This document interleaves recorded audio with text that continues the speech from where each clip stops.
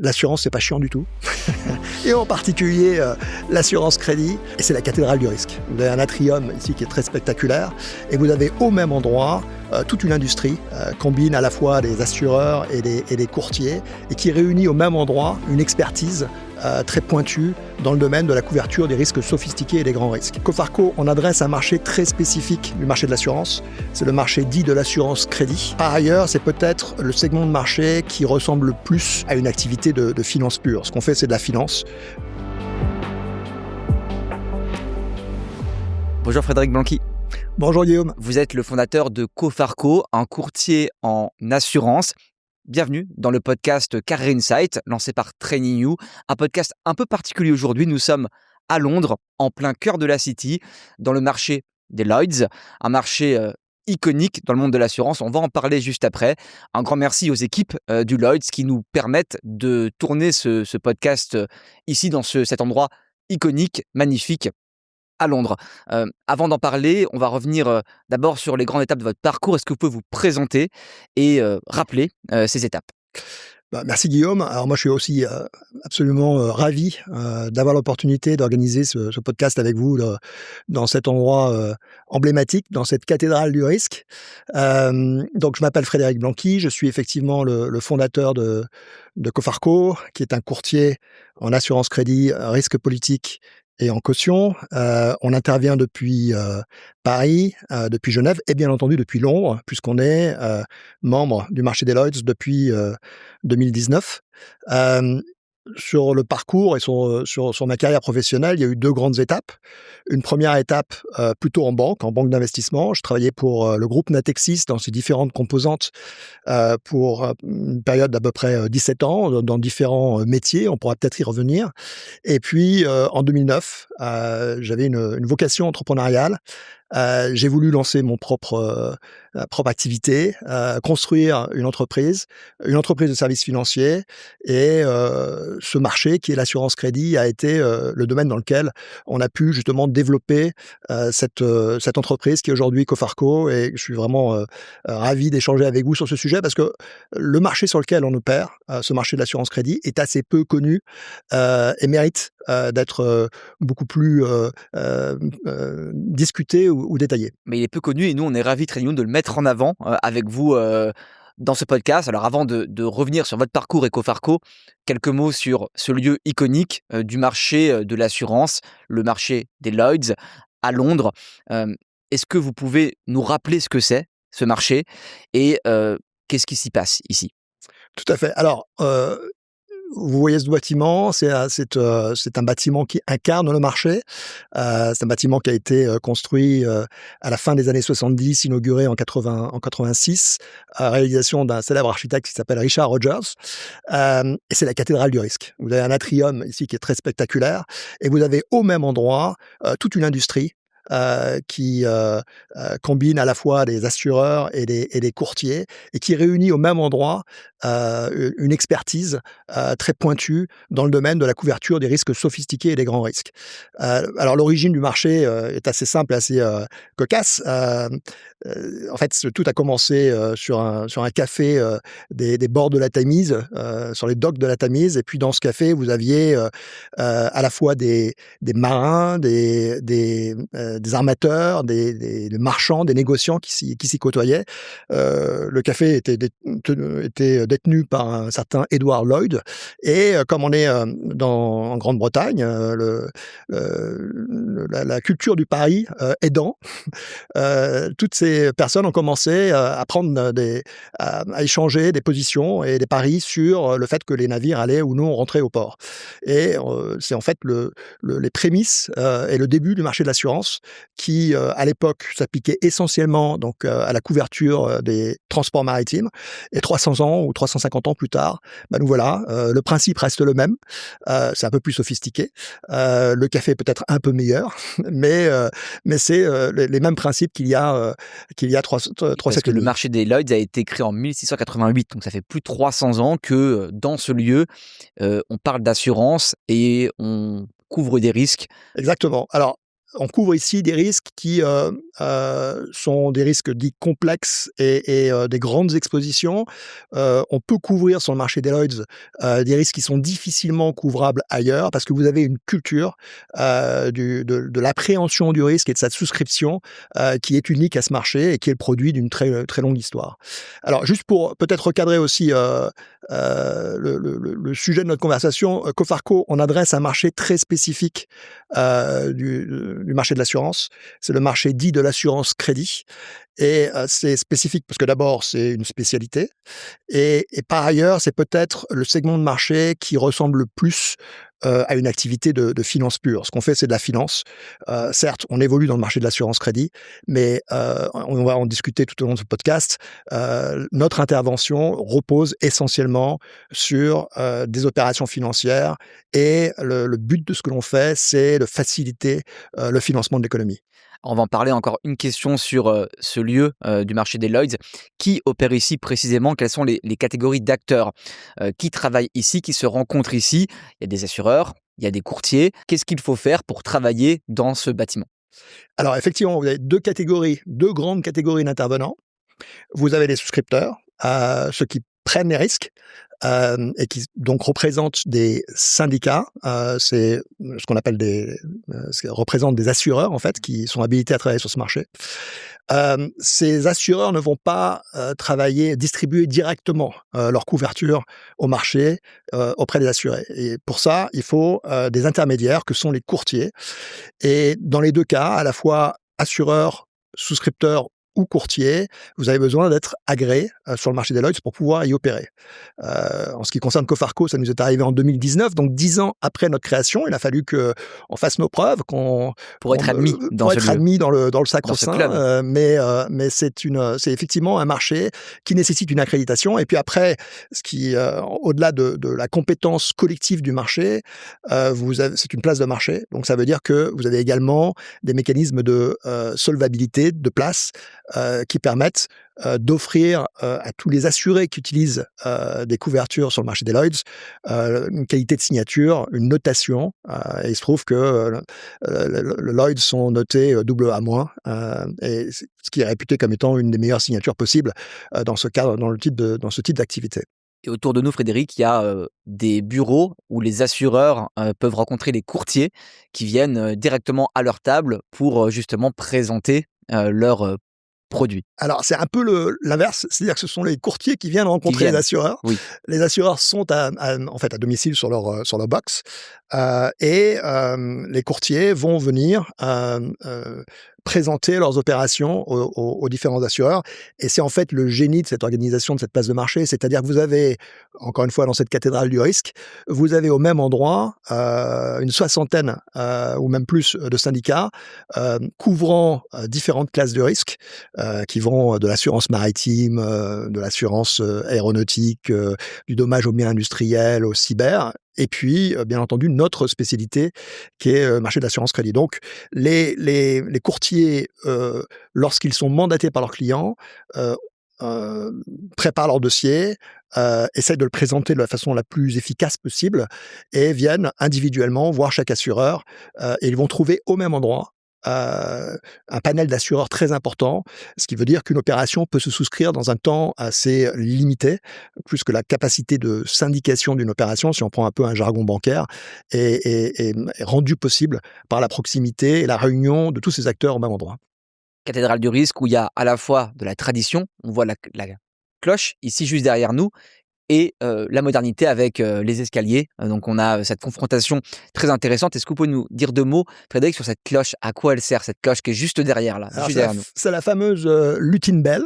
D'ailleurs, c'est pour la petite histoire, c'est une cloche qui a été récupérée par la Royal Navy dans la baie de Toulon sur une frégate française. Donc on a un petit morceau de France là-haut. Un peu de cocorico. Un peu de cocorico, mais enfin bon, bref, ça a été quand même récupéré par la Royal Navy. Et cette cloche est actionnée à chaque fois qu'il y a un sinistre d'importance qui concerne un navire qui a été assuré par les souscripteurs du Lloyds. Donc c'est pas forcément une bonne nouvelle de l'entendre sonner une fois. L'entendre sonner deux fois, c'est plutôt porteur d'une nouvelle plus favorable. Voilà. Alors, on va parler de Cofarco. Cofarco, effectivement, a réussi à intégrer ce club en 2019 et vous avez fondé Cofarco en 2009. Euh, Quelle est l'importance pour Cofarco d'être ici, dans ce lieu? Alors, le Lloyd's, c'est pas l'intégralité du marché de l'assurance, et on va parler plutôt du marché de l'assurance crédit maintenant. C'est une partie. Vous avez aussi beaucoup d'assureurs qui se trouvent en dehors de ce bâtiment et qui ne souscrivent pas forcément à travers des syndicats du Lloyd's. D'ailleurs, à l'extérieur du Lloyd's, on l'appelle le company market. Et le company market, il n'est pas uniquement à Londres, il est aussi à Paris, il est aussi dans le reste de l'Europe continentale. Puis vous avez dans notre spécialité d'assurance crédit, des assureurs multinationaux qui se trouvent au Moyen-Orient et qui se trouvent en Afrique. Donc, c'est un marché dans son ensemble, mais le Lloyd's reste quand même une référence où certains risques vont pouvoir se souscrire plus facilement peut-être que sur le company market, où vous avez cette flexibilité, fluidité opérationnelle.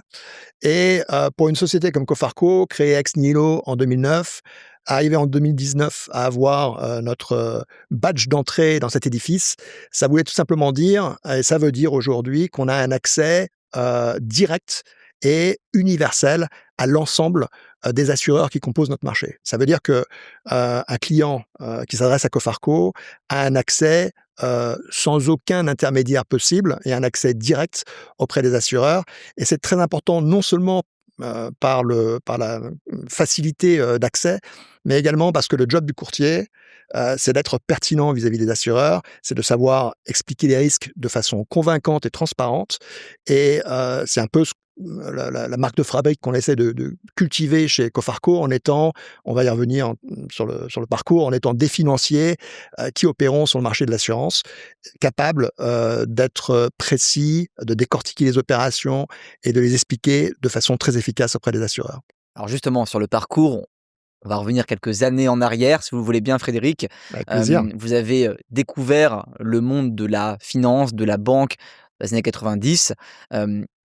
Pourquoi et comment vous êtes entré dans cet univers? Alors, c'est d'abord le résultat de mes études. J'ai donc fait des études à Dauphine, à l'université Dauphine. Et à Dauphine, je fais partie de la deuxième promotion du magistère banque, finance, assurance. Donc la fameuse trilogie déjà, BFA. Au gré de ces études qui nous donnaient un solide corpus dans les matières financières, et au gré des différents stages, j'ai eu l'opportunité, juste après mes études, de partir en VIE à Madagascar. D'ailleurs, je fais juste une petite parenthèse, parce que je sais qu'on a une audience d'étudiants. Le VIE, ça existe toujours. Et c'est, je pense, une superbe opportunité. Avant de démarrer une carrière dans des grands hubs internationaux comme Londres, Paris ou New York, ou d'autres grandes places financières, c'est une bonne opportunité d'aller se forger une expérience dans des géographies auxquelles on n'aurait pas forcément pensé, en Afrique, en Amérique latine, en Asie. C'est un système qui fonctionne toujours, que Business France promeut et aide à développer. Et c'est aussi un bon point de départ dans une carrière. On a tout le temps pour faire des choses plus traditionnelles sur les grands hubs. Donc voilà, moi j'ai commencé par un VIE. J'ai commencé par un VIE dans ce qui s'appelle aujourd'hui l'Agence française de développement. Donc en fait, c'est une banque au service du développement et en particulier du développement africain. Et la grande chance que j'ai eue, c'est que ça se passe à Madagascar, qui est un pays merveilleux. Tananarive, dans les années, fin des années 80, début des années 90, avec une application finalement très concrète de ce que j'avais appris à l'université, qui se traduisait par la capacité justement à imaginer des financements, à les comprendre et à les mettre en application dans un contexte de développement économique. Vous avez travaillé sur plusieurs métiers pendant la première partie de votre parcours en finance. Je peux en citer quelques-uns. Il y a le corporate banking, coverage en fait, pour ce qui s'appelait la Banque française du commerce extérieur à l'époque.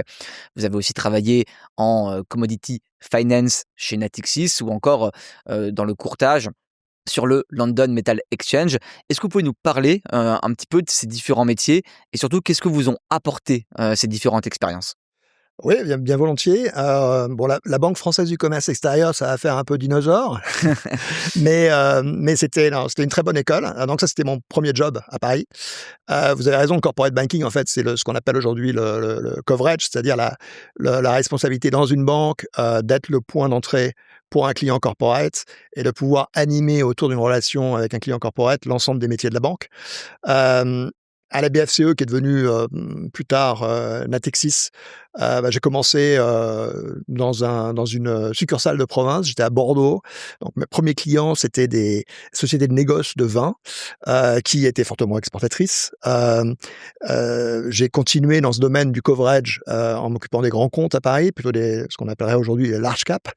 Et donc ce métier, apporte, une culture assez universelle du métier de banquier. C'est un métier qui permet, également de développer les soft skills parce que vous êtes dans une position, commerciale, en relation avec des clients, mais ça vous constitue surtout une solide culture, transversale Vous des devez différents métiers connaître de la tous les banque. métiers, les produits de la banque. Exactement. Mmh. Donc c'était la première partie, de ma carrière à la BFCE et puis, j'ai, ensuite, eu, l'occasion de faire quelque chose de complètement différent. Le groupe avait à l'époque acheté, un courtier sur la bourse des métaux à Londres, ce qu'on appelle le London Metal Exchange, qui est, une bourse des contrats dérivés, des futurs et des options. Et j'avais été, donc envoyé à Londres dans le contexte du rachat de cette société, pour pouvoir intégrer, et fluidifier au mieux les échanges entre les équipes commerciales de la banque d'une part et du broker de l'autre. Et là, ça a été un choc culturel, parce que vous passez, du monde, de la banque commerciale ou la banque d'investissement française qui demande une culture de l'écrit, de la note du comité de crédit, à un monde complètement oral, avec, des équipes, intégralement, britanniques, une culture de marché très forte réactivité aux événements, une atmosphère de salle de marché.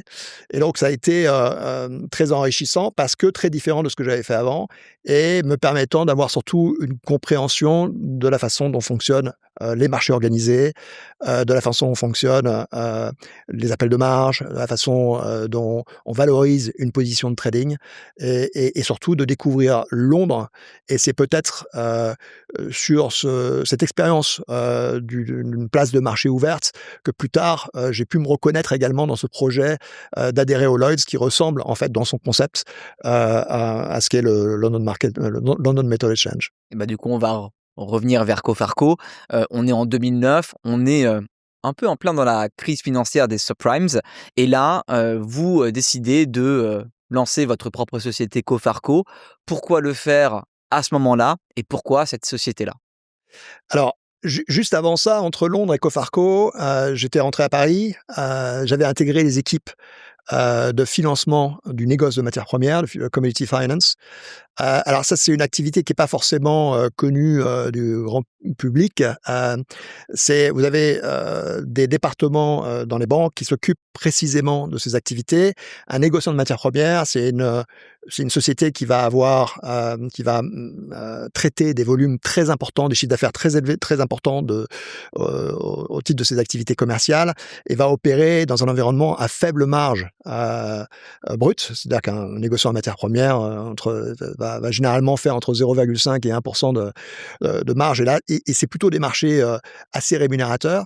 Mais pour arriver à, dégager une rentabilité, décente avec ce niveau de marge brute et ces gros volumes, il faut pouvoir avoir accès à des financements très importants. C'est-à-dire que quand vous êtes une société de négoce, vous devez pouvoir, emprunter jusqu'à, 10 fois le niveau de vos fonds propres. Et si vous allez voir une banque commerciale, classique, emprunter 10 fois vos fonds propres, c'est compliqué. C'est Ça commence à pas être un peu sportif, ouais. exactement. Donc, pour que les banques, soient à l'aise avec ce sujet, on passe d'une logique, de financement classique, une logique de corporate finance, à une logique de financement d'actifs, où la banque, en fait, va regarder non seulement, son client, l'emprunteur, mais va également scruter et essayer de comprendre, les opérations marchande, sous-jacente, qu'elle Mmh. va financer Mmh. pour son client trader et va surtout essayer de financer, de mettre en place des structures dites autoliquidatives, c'est-à-dire que si le trader à un moment donné a un trou d'air ou n'est plus en capacité de rembourser le financement, la banque va pouvoir par la liquidation ordonnée des stocks, des créances commerciales qui lui ont été cédées, être remboursées. Donc c'est un métier de spécialiste, c'est très intéressant parce que ça vous oblige à rentrer vraiment dans la mécanique du commerce international. Il faut pouvoir parler pratiquement d'égal à égal avec un négociant de matières premières et ça vous force à être très, très technique. C'était le métier que j'ai pratiqué chez Natixis en rentrant de Londres pendant 4 Et ans. ça, on l'appelle commodity finance. C'est ce qu'on appelle commodity finance, ouais. Et alors le truc, c'est que chez les négociants, vous avez beaucoup d'entrepreneurs. C'est plutôt une activité où généralement les négociants, ceux qui sont aux manettes, sont également actionnaires de leur boutique. C'est le principal modèle. Et donc, j'étais au contact de ces entrepreneurs et je pense que ça a nourri en moi une envie de développer ma propre activité, d'essayer de suivre leurs traces quand je me projetais à l'avenir. Je m'imaginais essayer d'avoir un parcours similaire. Alors, pour revenir à votre question sur pourquoi 2009, parce qu'effectivement, on est à la fin de la crise des subprimes. Ça a quand même été, il faut se remettre, à l'époque, c'était un choc très important pour le secteur financier. Moi, faut se rappeler que les banques avaient du mal à se refinancer à court terme. On était vraiment dans un monde très instable. Alors, je pourrais vous dire que c'était une vision stratégique. J'avais décelé une opportunité. Non, c'était vraiment surtout une vocation. Je voulais démarrer une activité mais en fait, cette situation unique favorisait le démarrage d'une activité nouvelle, parce que la liquidité était beaucoup plus difficile à obtenir pour un certain nombre de sociétés, en particulier les sociétés de négoce de matières premières. Et donc il y avait un changement de paradigme qui pouvait rendre possible une aventure comme celle de Cofarco. Cofarco opère à l'intersection entre finance et assurance, vous l'avez rappelé, en proposant des solutions de transfert de risque à des acteurs qui sont très exposés à certains risques ou à des environnements complexes. Pour quelqu'un qui n'est absolument pas familier à ce secteur, comment vous pourriez décrire le plus simplement possible l'activité de Cofarco? Alors le plus simplement possible, c'est qu'on permet à des entreprises de négoce, on permet à des large cap et on permet de plus en plus, surtout à des banques, de faire plus et mieux. Donc c'est assez dans la traduction la plus simple de l'effet de notre activité. Hem, c'est, pour les sociétés que je viens de citer, que ce soit les sociétés de négoce, qui sont tous les grands négociants qui ont pour fonction d'acheter une matière première dans un pays de production et d'aller la distribuer et l'acheminer dans une géographie où cette matière première est requise. Et donc ces sociétés manient des volumes très importants de matières premières, sur des valeurs assez importantes, et ont besoin, pour fluidifier ces activités, d'avoir un accès au financement le plus efficace possible. Vous êtes une société de négoce, vous allez donc être amené à accorder des termes de paiement à vos clients, à vos acheteurs, leur livrer une marchandise et leur laisser 60 ou 90 jours pour payer. Donc vous avez un risque que 60 ou 90 jours plus tard, le client ne puisse pas payer.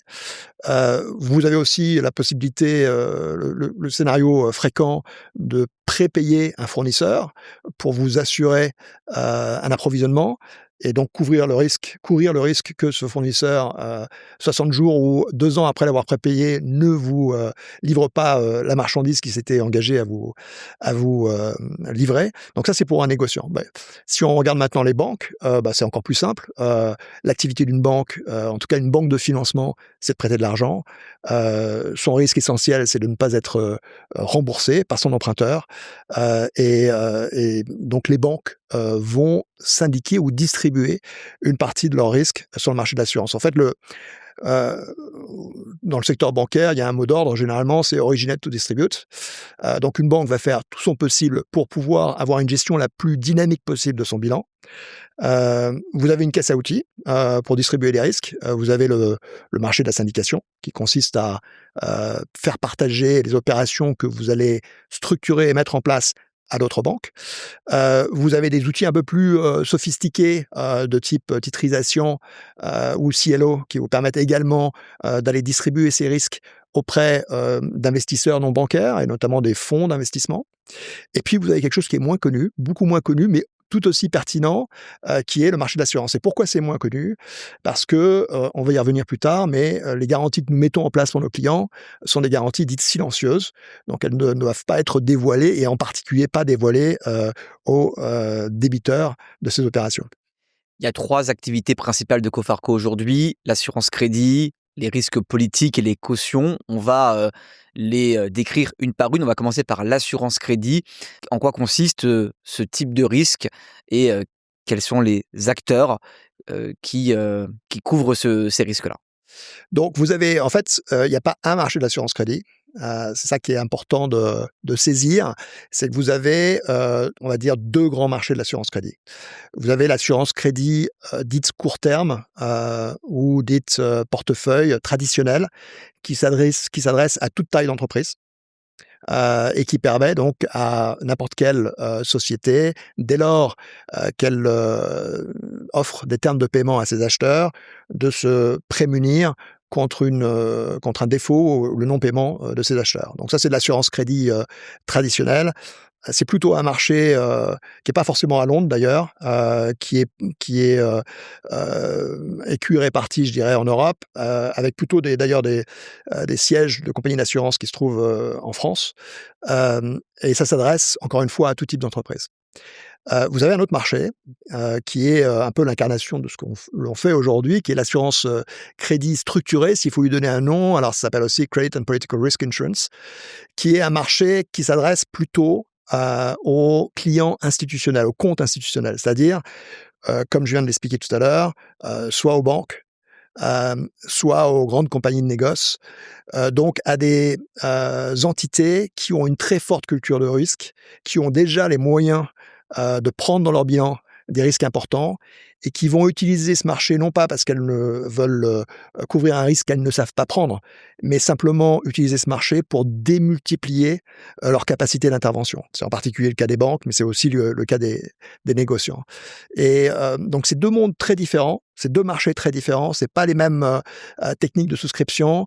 Sur le marché de l'assurance crédit court terme, les compagnies vont avoir leur propre police, donc c'est des solutions qui sont offertes par les assureurs.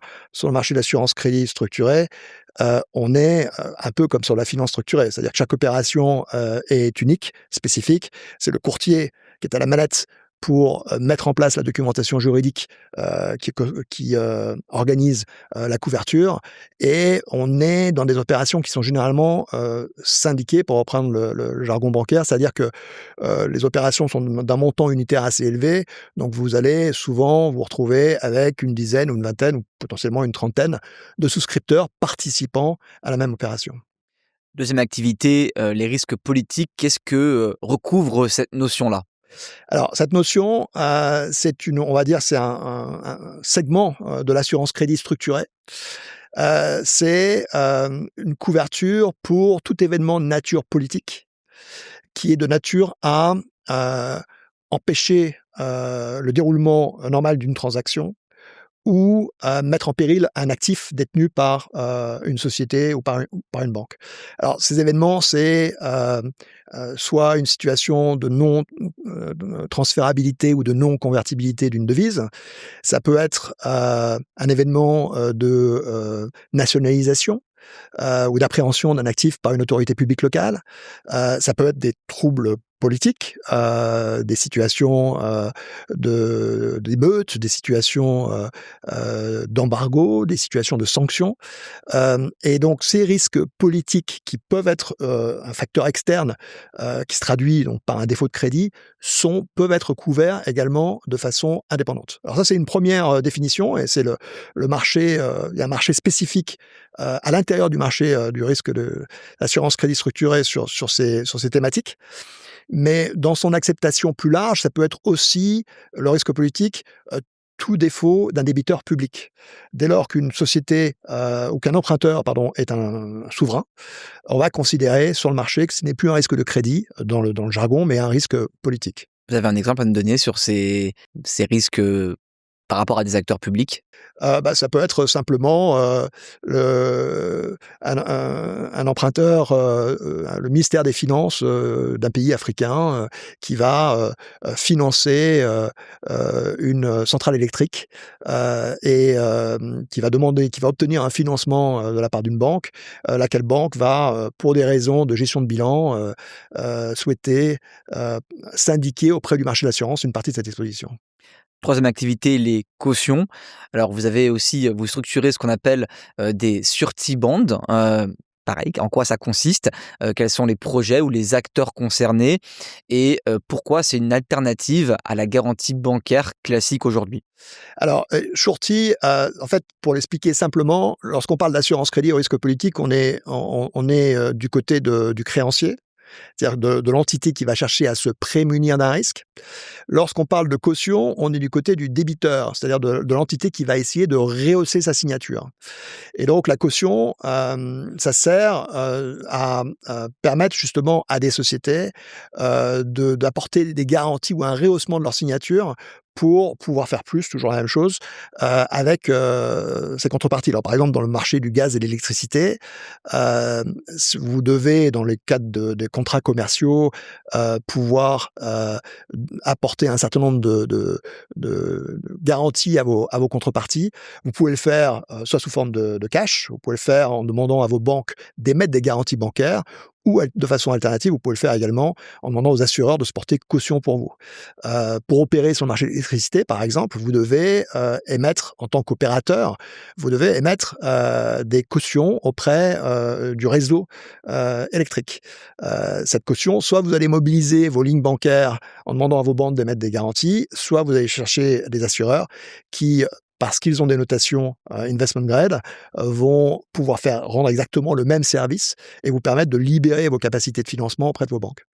On l'a rappelé plus tôt dans la discussion, ces métiers sont pour le moment assez peu connus par rapport à des métiers classiques bancaires. Pourquoi ils sont pourtant si importants pour la bonne tenue du commerce international ou le bon financement des entreprises? Alors, peu connu, on l'a dit tout à l'heure, c'est parce que c'est confidentiel et silencieux. Et c'est même une condition de leur validité. Donc, même sur la torture, je ne pourrais pas vous donner d'exemples plus précis. Alors, c'était pas mon intention aujourd'hui. Au-delà de ça, pourquoi ils sont si importants? Parce que le marché de l'assurance est devenu un des moyens de distribution de risques pour le secteur bancaire le plus établi. On estime à peu près à 300 milliards d'euros d'encours les couvertures apportées par le marché de l'assurance crédit aux banques. 300 milliards, c'est une taille assez significative. Il y a pas de moyen de pouvoir les évaluer par rapport au marché de la syndication ou au marché de la titrisation, mais c'est un vecteur essentiel pour les banques lorsqu'elles distribuent du risque. Et quand les banques peuvent distribuer du risque, ça veut dire qu'elles peuvent financer plus l'économie. Et c'est donc un facilitateur pour les banques de financement. Alors les banques, je vous rappelle juste, il y a 3 motivations généralement pour les banques pour distribuer du risque. La première, c'est de faire des économies de fonds propres. Si lorsque vous êtes une banque, en fonction du profil de risque que vous prenez dans votre bilan, vous allez être contraint de devoir immobiliser une partie de vos fonds propres. L'utilisation du marché de l'assurance crédit, ça permet de baisser cette exigence de consommation de fonds propres réglementaires. La deuxième raison, généralement, c'est que la banque est une activité réglementée, donc vous pouvez avoir des limites sectorielles, des limites sur un emprunteur en particulier, qui vous ne permettent pas de dépasser une certaine exposition. En utilisant le marché de l'assurance crédit, vous pouvez aller au-delà de ces limites parce que vous allez demander aux assureurs d'assumer une partie de ces expositions pour vous. Et puis généralement, la troisième motivation, c'est de pouvoir être plus agressif encore sur les opérations que vous avez vraiment envie de financer, en trouvant des compagnies d'assurance qui vont mettre à disposition leur bilan pour vous permettre de faire plus, pour vous positionner sur des rôles d'arrangeur. Et donc, c'est cette raison qui en fait poussé un nombre croissant de banques à utiliser le marché et à devenir, et au marché de devenir un relais aussi important dans le financement de l'économie mondiale. Régulièrement, les marchés sont impactés par des tensions géopolitiques, par de la volatilité, parfois de la fragmentation dans le commerce international lié à des droits de douane ou autres. Quel changement, quelle dynamique observez-vous aujourd'hui? En fait, c'est d'une utilisation, la situation et l'environnement qui effectivement, comme vous l'avez rappelé, heu, présente un profil de risque plus important, nécessite d'utiliser tous les outils qui sont sur la table. Et ces outils sont généralement des outils qui sont très évolutifs, qui dépendent des capacités qui sont disponibles sur le marché, qui dépendent des différents acteurs. Et donc, vous avez une nécessité de convoquer des solutions qui sont de plus en plus diverses et qui font appel à la fois au financement, qui font appel à la fois au marché d'assurance. Et c'est la combinaison de ces différentes solutions qui vous permettent de continuer de réaliser des opérations dans des environnements qui sont contraints et fortement instables. Sur le marché de l'assurance, en tant que courtier, comment Cofarco aujourd'hui se distingue des mastodontes? Bon, alors d'abord, on a une super équipe. Ça, c'est le premier point. On est, je vous l'ai dit tout à l'heure, présent à Paris, à Genève et à Londres. On est un pure play. On ne fait que de l'assurance crédit, risque politique et des cautions. On ne fait que ça. C'est notre discipline. C'est ce qu'on aime faire. On est des financiers qui pratiquons la discipline de l'assurance crédit. Donc le premier point, c'est l'expertise collective et l'envie de faire d'une équipe qui travaille de façon en grande cohésion entre ces trois bureaux. La deuxième caractéristique, je dirais que c'est l'intensité technique. Nous, ce qu'on adore, c'est justement considérer que chaque opération est différente, décortiquer les risques pour bien les comprendre. On a sans ambiguïté une mission, c'est de servir nos clients. Cependant, on est également un intermédiaire sur le marché. Donc, on doit également, tout en servant nos clients de façon très efficace, être des interlocuteurs fiables, transparents et pertinents vis-à-vis de nos marchés, que sont les assureurs. Et donc ça force à une compréhension fine des opérations qui nous sont confiées. Ça force à bien les analyser, à ne jamais considérer quelque chose comme acquis ou simplement évident, mais à essayer de se mettre à la place des assureurs dans leur compréhension des risques et d'être particulièrement pertinent sur cette chaîne technique. Donc voilà, super équipe, forte expertise technique, et puis aussi on est indépendant. La société aujourd'hui est contrôlée par son management majoritairement, spécialisé, comme je viens d'expliquer, sur une discipline sur laquelle on se concentre. Et c'est ça qui fait de nous un acteur assez différent sur le marché. On est, je pense, il y a à peu près une quinzaine de courtiers qui opèrent sur ce marché. On est en face de grands groupes de courtage. Il y a aussi, comme nous, des spécialistes. Et d'ailleurs, ce qui est assez intéressant, c'est que le leader du marché aujourd'hui, qui est un de nos concurrents, est également un spécialiste du marché de l'assurance crédit, ce qui veut dire beaucoup, ce qui veut dire qu'on est sur le marché de l'assurance, certes, mais sur un marché de spécialistes financiers. Cofarco a réalisé une opération de LBO en décembre 2024. Vous avez fait rentrer 2 fonds à votre capital qui restent minoritaires, Syparex et BPI France. Pourquoi avoir fait cette opération à ce moment-là? Et est-ce que vous pouvez nous raconter comment se passe une opération de LBO quand on est dirigeant d'entreprise et qu'on ouvre le capital de son entreprise? Bah, écoutez, l'opération de LBO, c'était, il y avait plusieurs objectifs. Hem, il y avait, d'abord la reconnaissance que, la société depuis 17 ans, est le produit, d'un effort collectif et la volonté, d'associer au capital, heu, une partie des membres de l'équipe, une partie en particulier des managers et l'un d'entre eux qui est, Mircea Bala, avec qui je travaille maintenant depuis 16 ans, Qui est votre premier employé? qui est mon On premier en a parlé employé, tout à l'heure. exactement, qui je crois est tombé tombé dans ce secteur, et qui a accompagné le développement de la société. Il dirige aujourd'hui la succursale de Genève, qui est un bureau très important pour nous parce que c'est depuis Genève que l'on gère nos clients négociants en matières premières. Et donc l'idée, c'était de pouvoir lui permettre également d'être investi dans Cofarco, pas uniquement en étant actionnaire, ce qu'il l'est, mais également en devenant le co-dirigeant de la société. Donc c'était d'accompagner l'évolution de Cofarco, d'une société qui était quand même assez attachée à son fondateur au départ, à une société qui représente plus le collectif qu'elle est devenue. Et puis aussi, comme on intervient dans un environnement extrêmement institutionnel, on a d'une part des grands clients, qui sont des banques, qui sont des sociétés de négoce, qui sont généralement de taille assez importante, ou qui sont des industriels du secteur du gaz et de l'électricité, par exemple. Cette volonté de montrer qu'on pouvait passer une étape, commencer à, nous aussi, à opérer en première ligue et à avoir à notre conseil d'administration des investisseurs d'un profil institutionnel, d'où le choix de Syparex, qui est un fonds de private equity bien connu en France, et également de BPI France.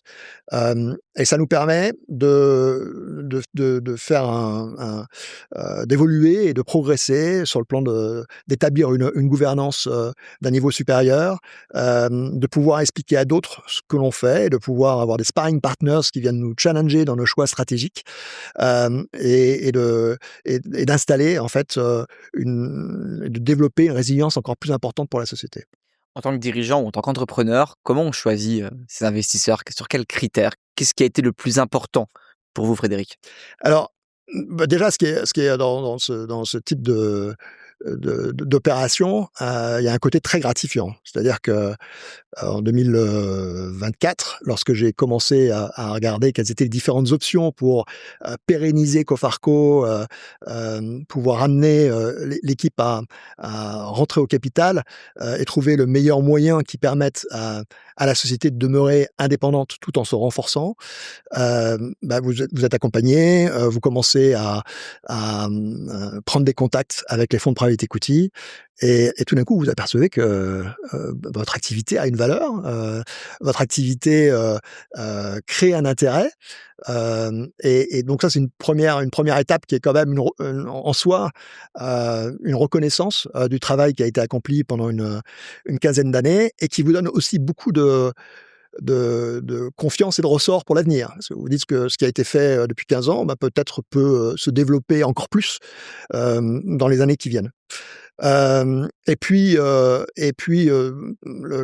fait, le process qui a été suivi est un process classique du marché du private equity, et c'est assez similaire à ce qui se passe sur le marché de l'assurance. C'est-à-dire, sur le marché de l'assurance, vous avez des courtiers, voilà, vous avez des banques conseils, des M&A, et puis les banques conseils M&A vont conseiller leurs clients sur la meilleure façon de structurer une opération de capital, vont rédiger un infomémo pour le présenter à des investisseurs.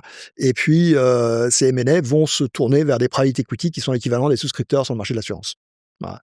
Donc c'est en fait un fonctionnement assez semblable qui porte sur un sous-jacent qui est pas le même, puisque là on parle de capital, alors que nous on est plutôt sur les sujets de crédit et de dette, mais finalement avec des modes de fonctionnement qui sont les mêmes, où un facteur essentiel c'est la capacité à créer de la confiance, et je crois que dans le job de Cofarco, ce qu'on essaie de faire, c'est précisément ça, c'est créer une confiance très importante avec nos clients, qu'ils soient toujours absolument persuadés que l'on est dans un objectif de servir leurs intérêts et de trouver la meilleure solution possible, et confiance également vis-à-vis de nos marchés, vis-à-vis des assureurs, en étant le plus transparent et le plus pertinent possible dans les opérations qu'on leur présente.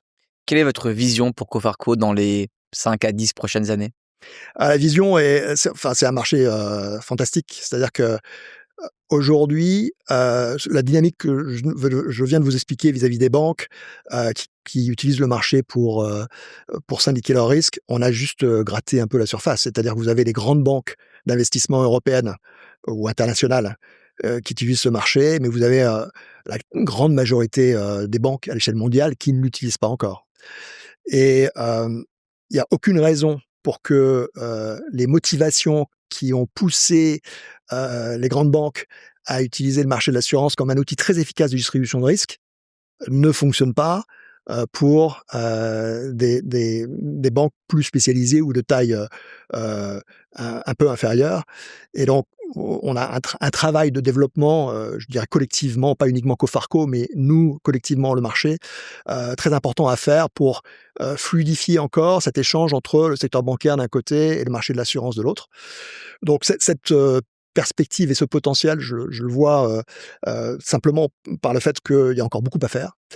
Il y a aussi beaucoup à faire avec les négociants de matières premières qui jouent un rôle aujourd'hui dans un environnement instable très important pour assurer la sécurité de l'approvisionnement dans tout type de matières premières, que ce soit alimentaire, que ce soit énergie, métaux. Les négociants, par leur agilité, continueront d'être des vecteurs essentiels de stabilité, et leur meilleur outil pour faire ça, c'est le financement et la couverture des risques, leur capacité à couvrir leurs risques. Donc là aussi, je ne vois pas de limite au développement de l'utilisation du marché par les grandes sociétés de négoce et d'ailleurs les sociétés de négoce de taille moyenne également. Et puis enfin, vous avez des marchés comme le gaz et l'électricité, c'est notre troisième verticale, où la volatilité des cours de l'électricité ou les cours du gaz ont entraîné un changement de paradigme dans les échanges entre ces grands acteurs, parce que la façon dont ils signent leurs contrats fait que quand il y a de la volatilité, ils sont fortement exposés les uns sur les autres. Et dans ce cas-là, vous avez pas énormément de solutions pour faire en sorte que vous puissiez continuer à opérer tout en étant protégé de potentiels événements de défaut. Donc là aussi, sur le marché du gaz et de l'électricité, vous avez en particulier compte tenu de l'environnement pris en ce moment, un potentiel très important. Donc nous, on a tous les accès à l'ensemble des assureurs qui comptent sur le marché, et surtout, on a une compréhension et une approche technique de ces différents expositions en risque qui nous permettent d'être pertinents sur toutes ces verticales qu'on a choisies, qui sont ces métiers sur lesquels on souhaite se spécialiser pour être le plus pertinent possible. Alors, pour assurer une croissance future de la société, il faut recruter.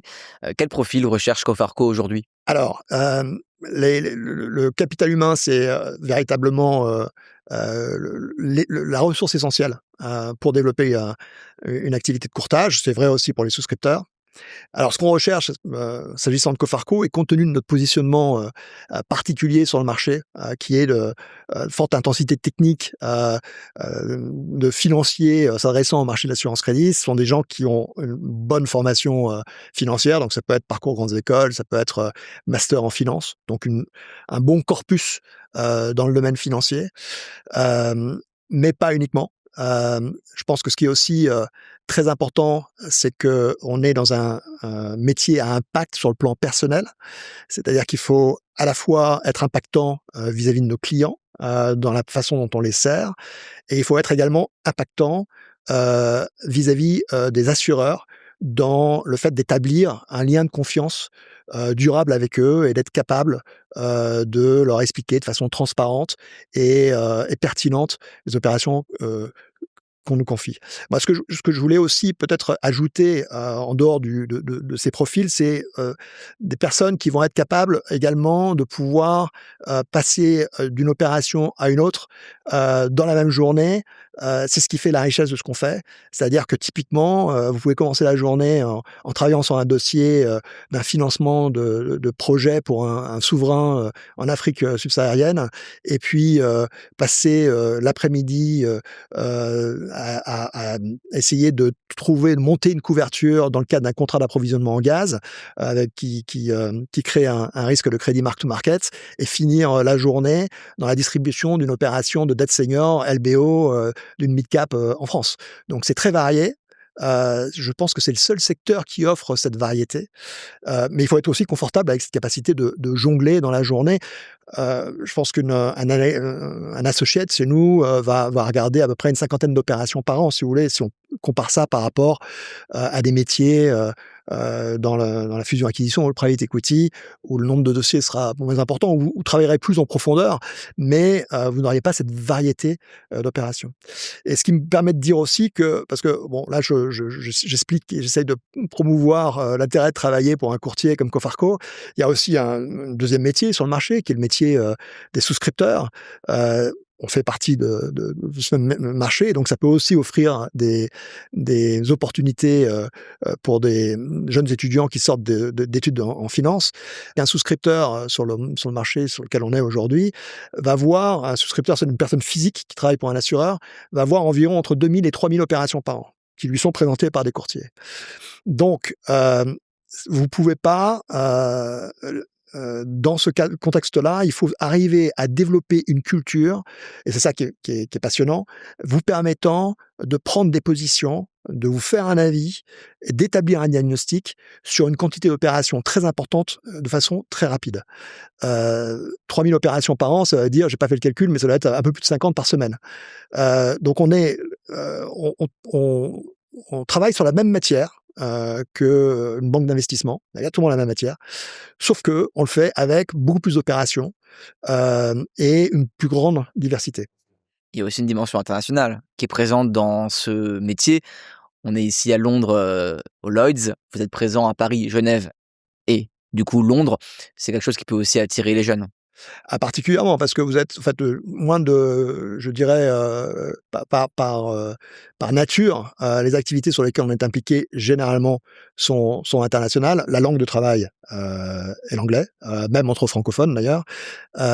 C'est un secteur qui réunit et rassemble un très grand nombre de nationalités. Les clients, sont, de toute nationalité, de tout continent. Les risques, qu'on est amené à traiter, portent, sur de très nombreuses, géographies, et donc c'est une très, très forte culture internationale. Et vous-même, vous voyagez régulièrement à Londres, on en parlait ce matin. Une fois une semaine sur deux, vous êtes au moins 1 ou 2 jours par semaine à Londres. Ouais, alors on a comme je vous l'ai expliqué, on a 3 bureaux. C'est essentiel pour nous d'être actifs et présents à Londres parce que vous l'avez vu, c'est un marché où il faut être présent auprès des souscripteurs.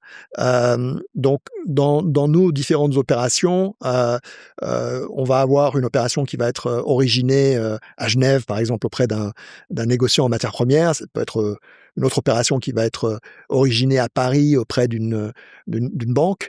Et lorsque l'on va essayer de trouver la meilleure solution ou le meilleur groupe d'assureurs à qui s'adresser, on va avoir une approche qui est complètement décompartimentalisée, c'est-à-dire que c'est aussi ce qui fait un peu notre marque de fabrique chez Cofarco, c'est qu'on va considérer le marché dans sa globalité, placer les opérations à Londres, en Europe continentale, sur le marché de l'assurance crédit structuré, sur le marché de l'assurance crédit court terme si on considère que c'est applicable.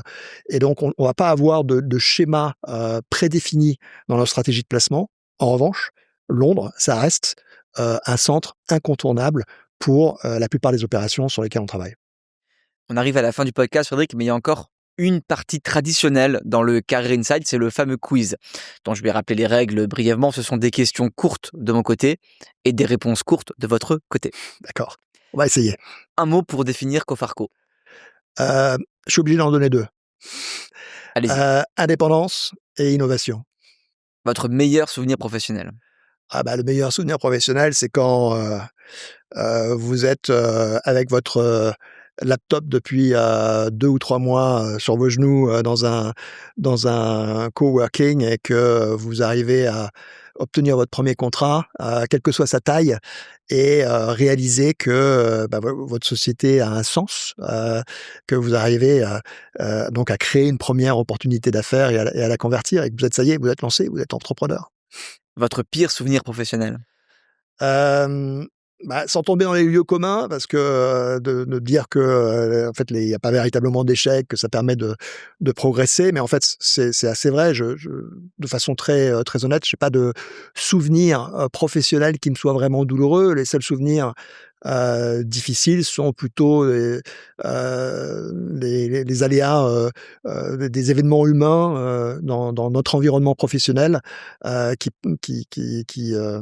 constituent effectivement ces mauvais souvenirs, mais sur le plan purement professionnel, j'en ai pas. Le cliché sur la finance que vous aimeriez déconstruire. Là, il est assez simple, hein, c'est que l'assurance, c'est pas chiant du tout. Et en particulier, l'assurance crédit, que oui, ça peut être aussi, c'est aussi intéressant que le financement structuré. On structure autant de choses sur le marché de l'assurance crédit qu'on ne le fait en banque de financement. Et donc, le but de ce podcast aujourd'hui, c'est d'y contribuer modestement. C'est d'arriver à susciter des vocations et à faire comprendre que sur ce marché, on peut créer, on peut structurer et on peut être très impactant dans la manière dont on agit au quotidien. Bon, on est ravis de contribuer aussi à ça. Si vous n'aviez pas fait de finance, vous auriez fait quoi? Je sais pas moi, Guitar Hero, ça c'est quand je regarde sur YouTube le solo de Prince sur Purple Rain à la mi-temps du Super Bowl à Miami. Sinon, architecte comme Richard Rogers pour être capable de créer ce genre d'endroit. C'est-à-dire il y a peut-être un parallèle avec le métier de portier, c'est-à-dire que Richard Rogers, dans ce bâtiment, il a mis toute la tuyauterie et tous les aspects techniques à l'extérieur, pour qu'à l'intérieur, on ait cette cathédrale, cet atrium et cette grande transparence, ce qui permettent une grande adaptabilité et un échange transparent entre les différentes parties impliquées. Nous, en tant que courtier, on veut faire la même chose. Cofarco, on veut être les architectes de l'assurance crédit. On fait pas des produits, on structure à chaque fois des solutions et puis on veut mettre la technique, on veut en fait expliquer les aspects risques et la technique, mettre les tuyaux dehors pour que tout soit simple et bien compris par toutes les parties prenantes.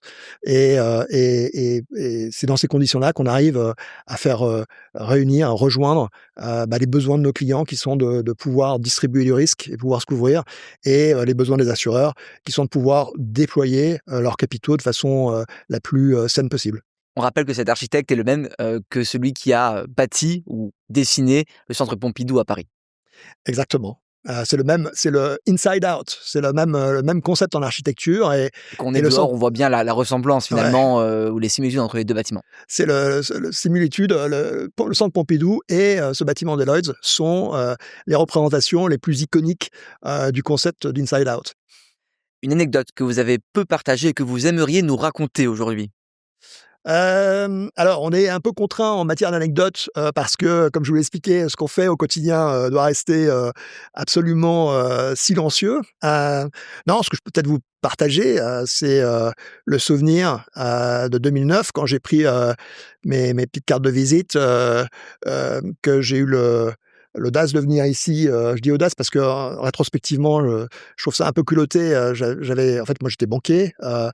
Je connaissais l'assurance crédit parce que la banque pour laquelle je travaillais utilisait l'assurance crédit. Donc j'avais vu mes, concurrents d'aujourd'hui, opérer et je trouvais que leur métier était vraiment très intéressant et je trouvais que leur métier était intéressant et je me disais: «Tiens, je vais peut-être pouvoir faire quelque chose d'un peu différent, parce que j'ai une culture, bancaire, et une culture risque qui va me permettre de positionner de façon, singulière». Voilà.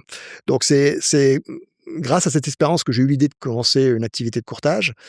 Mais, l'anecdote que je peux vous raconter, c'est que quand je suis arrivé ici, j'ai toqué aux portes des différents assureurs et c'est ça qui est très agréable, dans l'univers, londonien et dans cette place de marché, c'est que, ils m'ont tous reçu. Heu, J'avais quelque chose à expliquer, j'ai expliqué ce que je savais faire, ce que je connaissais. Aucun ne m'a dit, «Bah, tu gentil avec, ta petite guitoune là, tu essaies de, essaie de travailler pour une société plus importante et puis on verra après». Non, non, il y a un pragmatisme, il y a une ouverture aux opportunités, sur le marché londonien, qui permet, de tenter, des aventures intéressantes comme Cofarco et puis c'est aussi peut-être un message à donner, c'est-à-dire que la finance de façon générale, c'est un secteur sur lequel, les, vocations, entrepreneuriales, peuvent, véritablement se concrétiser, se réaliser et il faut absolument, dans une carrière, ne pas hésiter, si on a cet appel, de se lancer dans ce type d'aventure. Enfin, quel conseil vous donneriez au jeune Frédéric Blanqui qui, étudiait à Dauphine dans les années 80? Hem, je pense qu'avec le recul, c'est toujours de se dire, «Fais-toi confiance». Heu, je pense que c'est vraiment ce qu'il faut se marteler aux différentes, étapes de sa carrière professionnelle. C'est de se dire, que on va passer la majeure partie de son temps éveillé dans un environnement professionnel, plus d'ailleurs qu'avec sa famille ou ses amis et que, ce temps-là, il faut vraiment le mettre à profit pour faire quelque chose qui plaît, quelque chose qui, nous permette de rencontrer notre professionnel, et de pas se fixer de barrières. Donc se faire confiance, pas se fixer de barrières, d'être, aussi, honnête vis-à-vis de soi-même, heu donc ne pas considérer que, les choses soient acquises ou essayer d'avoir une lecture la plus, lucide possible sur le parcours, qu'on a envie de faire et les moyens qu'on veut se donner. Voilà. Un grand merci Frédéric pour votre temps et pour cette opportunité incroyable de tourner ce podcast ici, dans ce lieu iconique du monde de l'assurance. Guillaume, vous pouvez pas savoir à quel point je suis content d'avoir fait ça avec vous et d'avoir eu cette opportunité de partager ce moment ensemble dans ce lieu iconique.